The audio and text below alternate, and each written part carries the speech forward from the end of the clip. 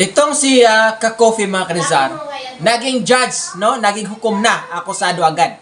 Panay tanggol sa presidente, pero wala naman tiwala. Biruin mo mga Kanizar, panay tanggol siya, no? Sa, presidente. Pero walang tiwala. Paano kasi? Kino-question ni Ka-Coffee yung capacity ng president naman na nag-approve sa travel authority ni BP Sara Duterte. Okay, ribat lang tayo mga Kanizar ha, walang personalan. Ngayon, ilatag natin ang facts. May approved travel authority mula sa Office of the President. Dated yan ng April 22.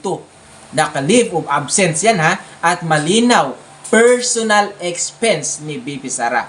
Walang gastos ang gobyerno. Ibig sabihin, dumaan sa tamang process.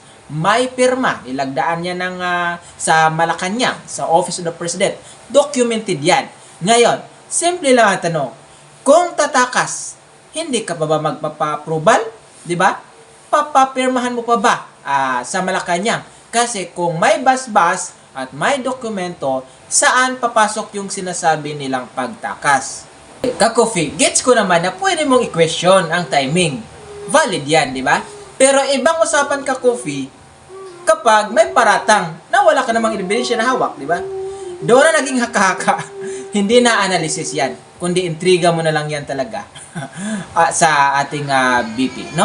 At kung tutusin mga Kanizar, kapag may official document na galing mismo sa Office of the President, may presumption of regularity yan sa batas mismo.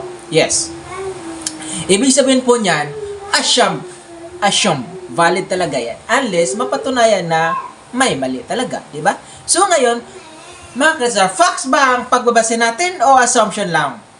Kaya na po ang humusga kay Ka-Coffee mga Kanizar. Issue ba talaga to o perception lang ba niya? O intriga lang na ni Ka-Coffee? Comment niyo sa baba mga Kanizar.